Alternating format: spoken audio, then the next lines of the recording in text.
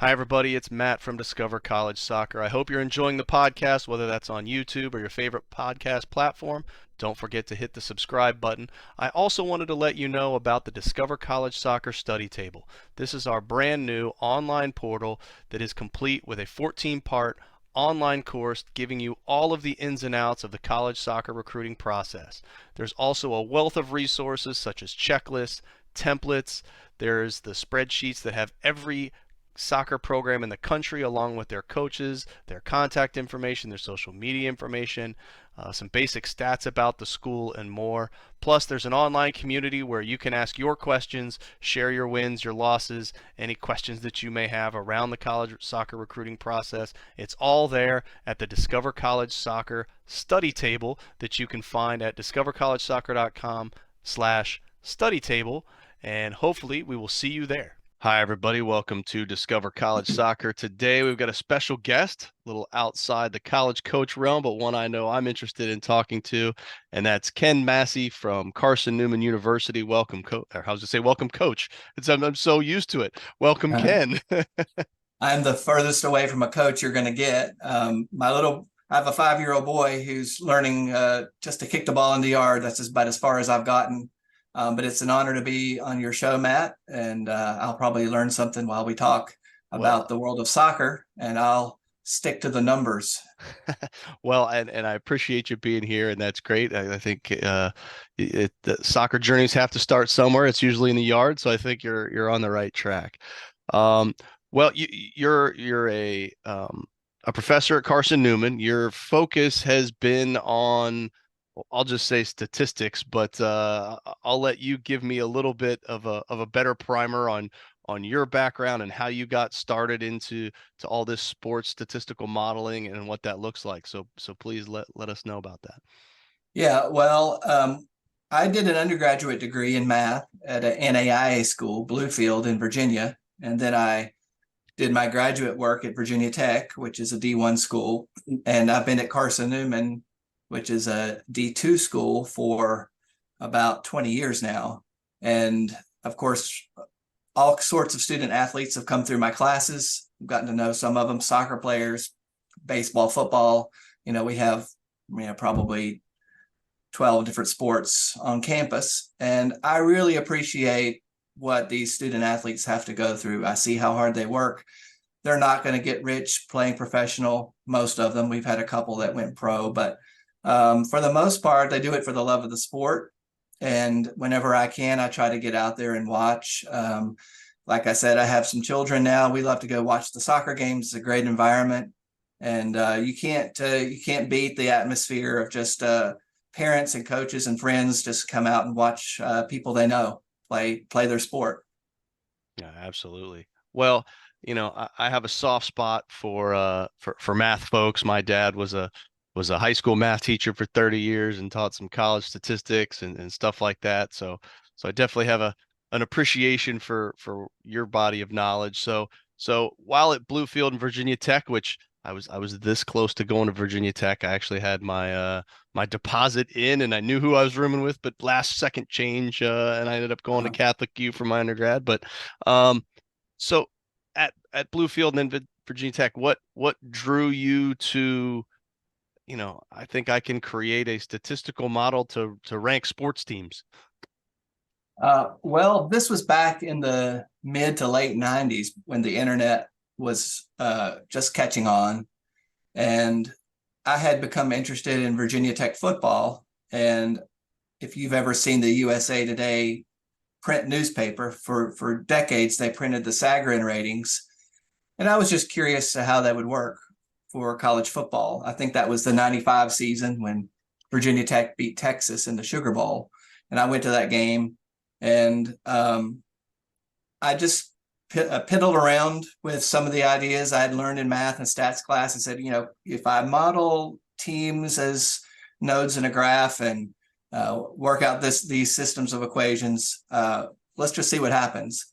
And so it was just really exploratory, just to see what I could come up with. And I ended up turning it into an honors project and then a website, and it caught on with the BCS for college football. And over the years, it's just become my hobby to collect sports, soccer, basketball, football, tennis, anything you can imagine, and just try to make sure that the model I have works for every sport, every level. And I've gotten a lot of feedback from the smaller schools, not the NFLs and the NBAs of the world, because they've got all their advanced statistics and they're only 30 to 32 teams. But where these computer ratings really provide value is when you've got hundreds of teams, like you would say in college soccer, at all different levels, and they don't play balanced schedules. They're very geographically dispersed.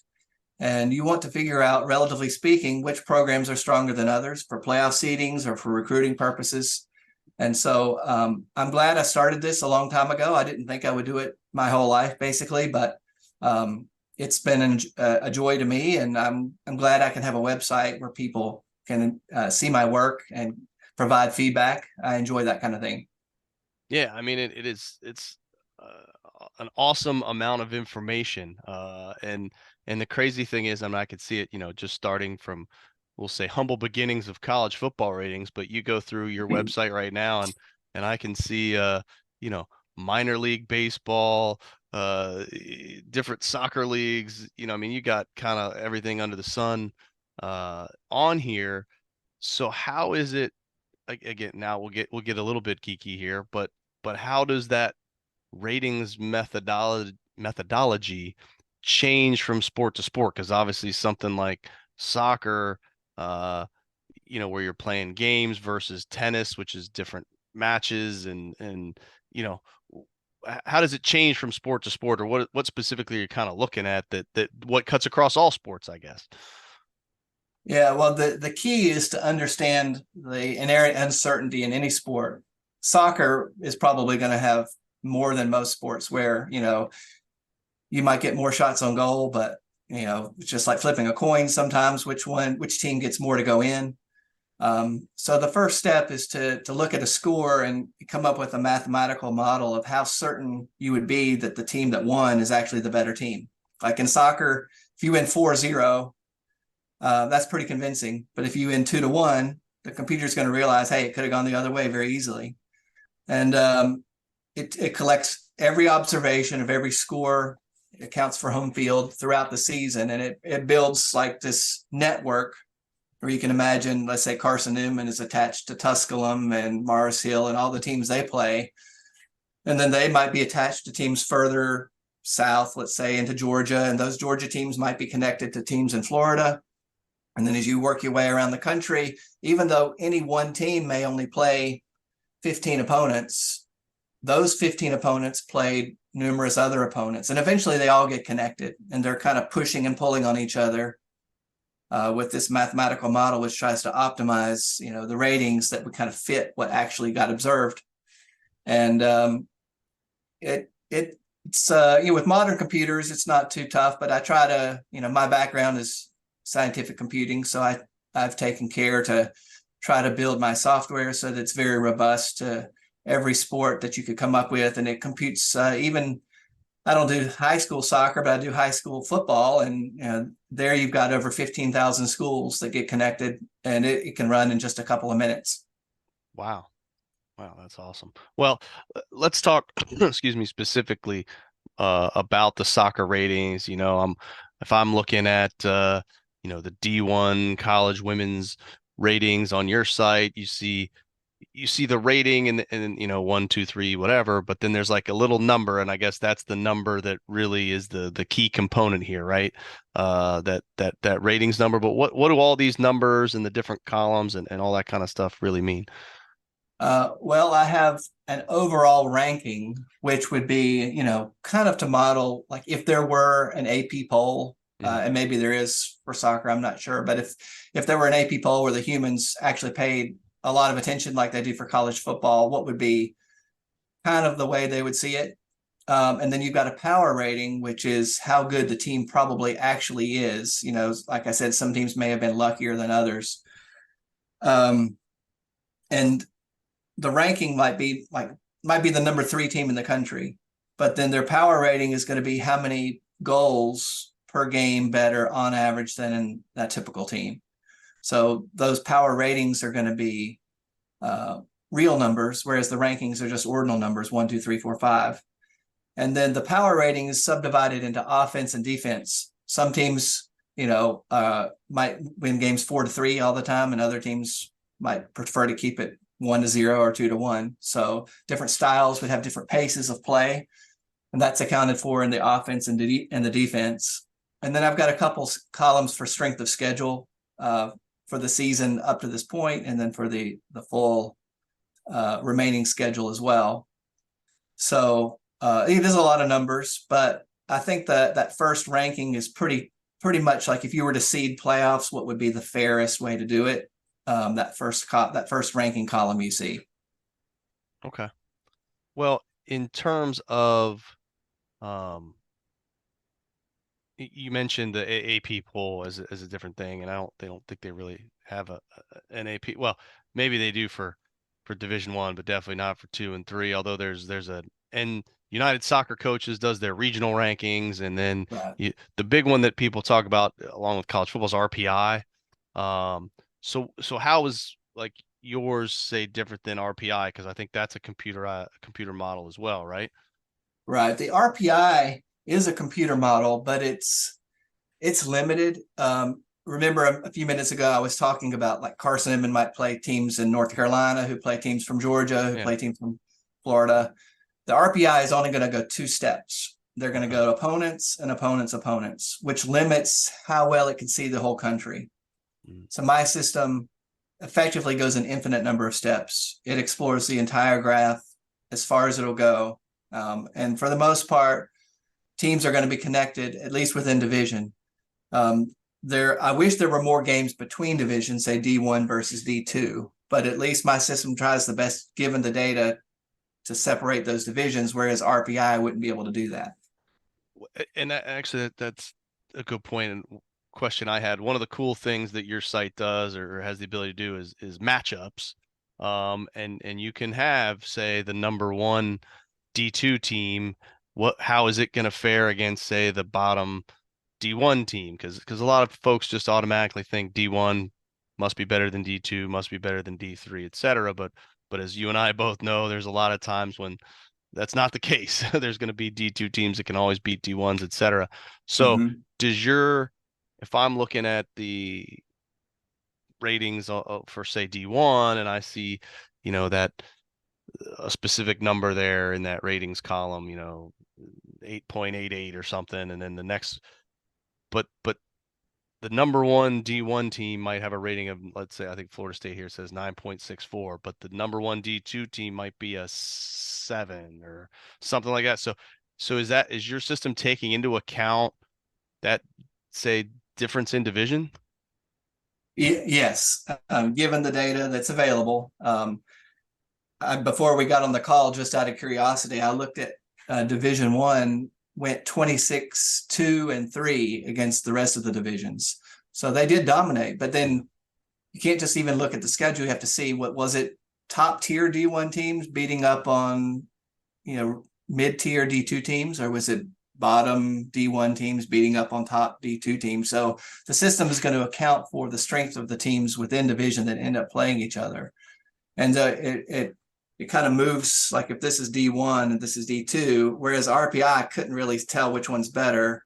My system, by looking at all those connections, is going to kind of let them balance like this. So you're going to get an overlap. Like if this is D1 and this is D2, I don't know, I'd have to look, but there's going to be an overlap where maybe the top D1 team might be ranked 140. And I said it backwards. The top D2 team might be ranked, say, in 140 in D1. Right. And those numbers are directly comparable. Okay. Yeah, that makes a lot of sense.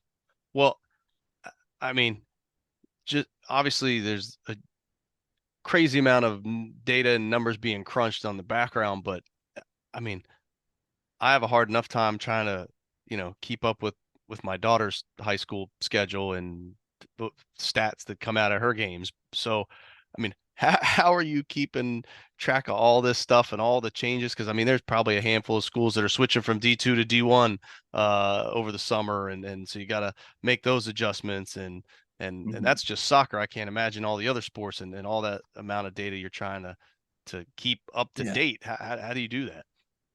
Well, the first thing is to keep my sanity. I don't worry about statistics. I don't keep track of goals, shots on goal, or in other sports, time of possession or 3-point percentage, any of that other stuff. It's just the score of the game, where the game was played, and I have different websites, like the NCAA has some information, and then the junior college sites, NAIA, that I can get information from each year. I try to set up the schedule as best as I can, and then weekly try to kind of go through and make sure that if people have emailed me corrections, like this team switched conferences or something like that, I'll try to fix them manually. And then a big annoyance is schools that have similar names. Like you might have 3 St. Francis's or something like that, and they're always Yep. getting mixed up. So that part of the job I don't really enjoy, especially when you've got teams in different divisions that have similar names. But I try to keep it as clean as possible. I would say 80% of my work is data gathering and organization and cleaning and things like that. But I've over the years written software tools that help me do that fairly efficiently. Okay. I said there's got to be some sort of automation in there, but I can Right. imagine the surfing through all the different Trinities, St. Francis, and Yeah. St. Mary's of the world has Right. got to be Yeah. a tough road to hoe. Right. Well, well, and I mean, I this will become a little bit differently, but normally on these, I ask a final question of my college coaches for advice around the college recruiting process, and so I'm going to ask you the same question, but a little different bent because you're a college professor. You get to be teaching these kids and see them on a day-to-day basis. So, as a professor, as a sports fan, what advice do you have for any high school students right now that are going through their college search process? And it doesn't have to be sports related at all. Just some good, hard, honest advice from a college professor who's seen successful students and unsuccessful students. What advice would you have for anybody? Well, and this would apply academics as well as sports, is try to find the right level. You don't want to be I mean, it sounds weird. You don't want to be the best player on the field because you're not going to be surrounded by like teammates and opponents that would challenge you. Now somebody's got to be the best, obviously, but go to a place where you feel like you can grow and be challenged. And that doesn't have to be based on any kind of, I guess, human categorization, like D1 versus D2. Talk to the coaches, look at the numbers to see, are they getting recruits that I can go in and compete with and learn from? And also pay close attention to geography. I've noticed at Carson Newman just a lot more spirited games and competition when there are a lot of local kids. So if you've got a local school that is D2 or D3 and they've got a good reputation, they got a good coach, don't ignore them and try to go out of state just so you can say you play D1. Geography, I think, is important as long as you're being challenged on the field and in the classroom. So make sure you can find a major program that you want to stay and graduate with. No, absolutely. Couldn't agree more. Well, Ken, I really appreciate it. Want to say thank you for the work that you do and keep it up because I know I reference your site quite often and have it linked off the discovercollegesoccer.com website for folks to see because that's a question I get is how do you tell who, especially in something like Division 3 where there's just hundreds of schools, how can you really tell? And this is a great barometer, at least for the on the field stuff. Off the field stuff, you got to go somewhere else. But we appreciate what you do and really thank you for your time today. Thank you, Matt. Take care. The Discover College Soccer podcast is sponsored by VIO. VIO is the #1 AI camera solution helping players capture college recruitment videos. Check out their new starter and family options by clicking on the link in the description or visit Discover College Soccer to learn more.